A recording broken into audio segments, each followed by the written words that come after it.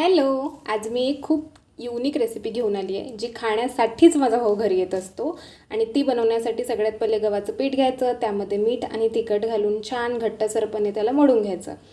तेलाचा हात लावायचा आणि 15 मिनिट त्याला रेस्ट करायला ठेवून द्यायचं. एक कढई घ्यायची, त्यामध्ये तेल टाकायचं, जिरे, मोहरी, कढीपत्त्याची फोडणी घालायची, 2 कांदे 2 टमाटर घालून त्याला छान शिजवून घ्यायचं. मग त्यामध्ये बेसिक मसाले, तिखट, मीठ आणि हळद घालून परतून घ्यायचं.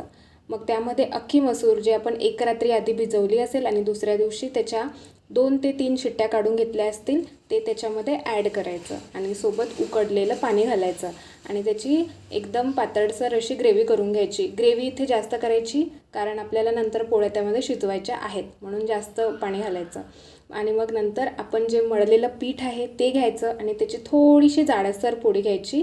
कंपॅरेटिव्हली आपण नेहमी जशी पोळी करतो त्यापेक्षा थोडीशी जाडसर घ्यायची आणि मग तुम्हाला हवं त्या शेपमध्ये त्या पोळीला कट करायचं. तुम्ही सर्क्युलर शेपमध्ये करू शकता आणि तुम्ही कोणत्याही शेपमध्ये करू शकता. मला असं आवडतं म्हणून मी असं केलेलं आहे.